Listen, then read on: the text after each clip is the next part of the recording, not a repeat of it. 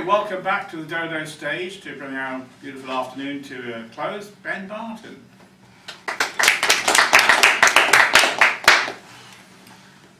Right, so I'm going to take you back to the hospital again, just for a short time.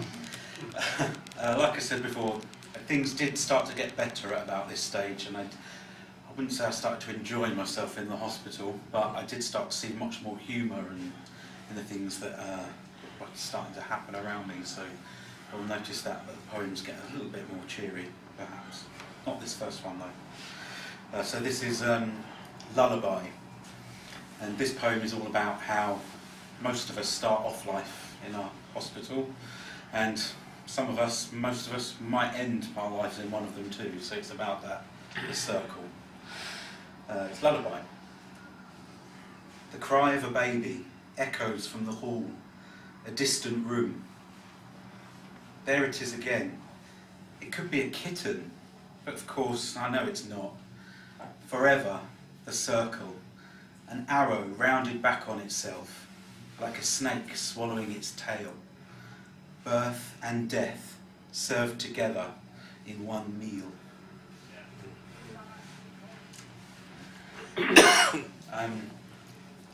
And this next one is, I don't know if they still do this in hospitals, but you know, you kind of like examining your way around, and I was always the Gideon's Bible in the drawer next to me, and the Bible has lots of memories for me growing up, and unfortunately I did read it a bit when I was in hospital, so and this is what came out. This is Gideon's gift. It's too late to pray, I'm beyond salvation.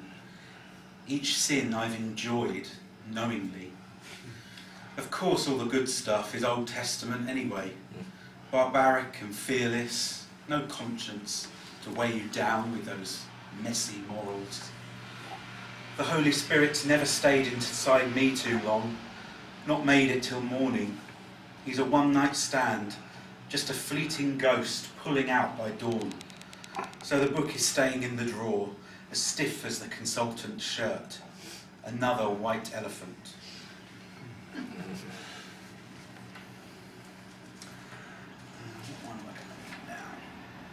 Right, so I had lots of visitors in the hospital. One of the most unexpected ones was this little slug. My bed was the one by the window, and one day this little slug came in and just had a little dance around, so I wrote a poem about her. I decided it was a she. So this is Slug. Sliding in from the window's crack, she weaves through the blinds, left ajar just enough to enter. Orange-bellied and oval as a peach stone, her edges ripple like ribbons, a curled-up flounder, brown on the white sill. My friend for half an hour, soon her escape is made, back to the safety of the rain.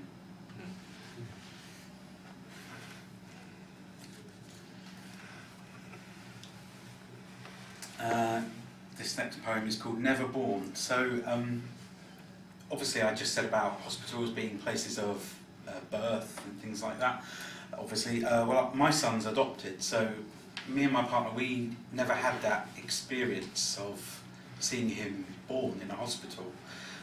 But when I was experiencing all these things in the hospital, it really just made me think about my son and how we all come into the world.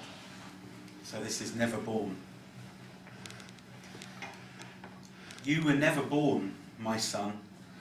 Your womb was paper, the adoption sheet. A photo and 50 words announced your arrival in this world. Big brown eyes staring from the page.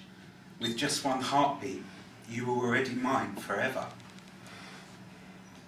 No stork flew you in. You arrived in a taxi, standing at our front door in the rain. You were never born, Carl. Not why we've known you, loved you, and fell for you. In a hospital like this, you never existed. You never dealt with the screams of a ward, never prodded by a doctor, your face knotted in pain. No cord has ever been cut.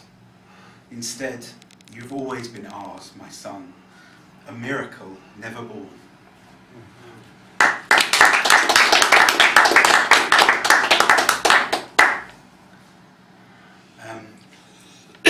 next poem is about helplessness, and when you are an invalid in a hospital, you generally have to give yourself over to the care of other people.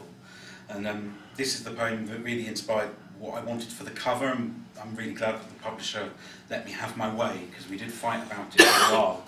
I wanted this kind of medical illustration to show that the body is kind of exploding, because I felt very disembodied when I was in the hospital bed. So this one is called Meat. Meat as in M-E-A-T. It takes two girls to flip me over onto my side, a half-roasted ham. 90 kilos or 200 pounds in old money. They make light work of it and roll me with ease, now ready for basting to season my edges. I lie there, pink, indifferent, embarrassed. One winks at the other, or perhaps it's at me. Their Filipino features, beautiful. I feel nothing but guilt from the servitude of their smiling faces.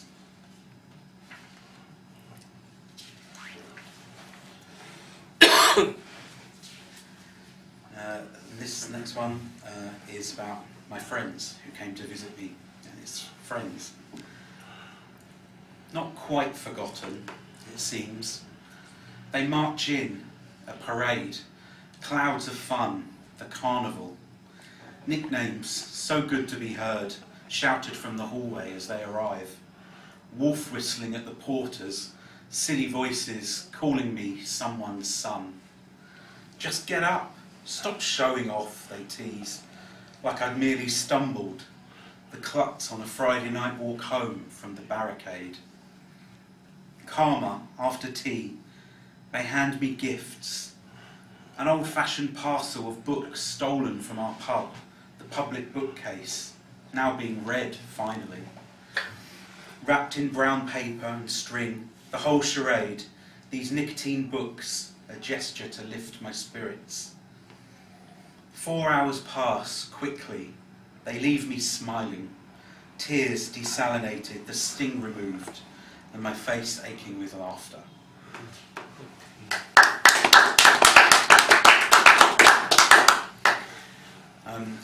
This next poem is about a week before I left. They brought in this Scottish guy in the bed next to me, and he kind of became my mate, I suppose. And I noticed really early on that he had smuggled in a hip flask of alcohol.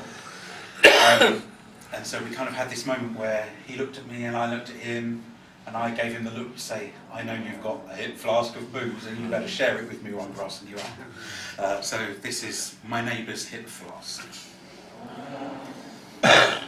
It's not the finest malt, this whiskey to share, knocked back fast and sipped from a single shot.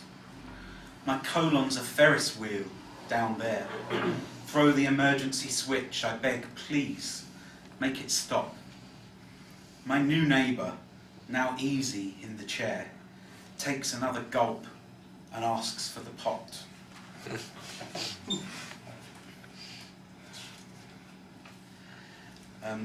This is the last poem I wrote before I left the hospital. It's not actually the last poem in the book, that one's coming next.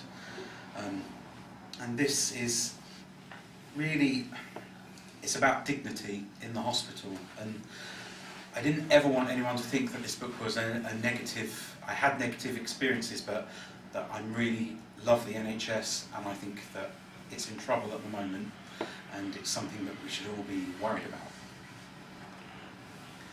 One last. And then, as if by a miracle, the sick no longer died and the stifling shadows vanished with the morning sun. And I was left to speak a final word, one last night, a final meal, one last breath, a final jab, one last swab, a final goodbye, one last word, dignity. Right, so this is the last poem I'm going to read today, and I really don't want to end on a sad note, but sadly this is the last poem in the book, so I've got to read it. And this one is called 6 months after I left the hospital, and it was just one of those things, but almost exactly 6 months to the day after I left, my granddad was dying, and I went to see him, and as the fates had it, he was in the exact same space where I was 6 months previously, so it had that really kind of conclusion, fitting end to my experience in the hospital. So 6 months after I left the hospital, I returned to the very same room, that ward, the site of incarceration, eerily unfamiliar. It became the last place I saw my grandfather, clutching tightly his mask, desperately sucking the air, hoping that life would take over. Instead, the cancer was growing, gargantuan, a parasite, taking up his spaces, chasms, his eyes so frightened. For the first time in my life, I kissed him without realising it was goodbye.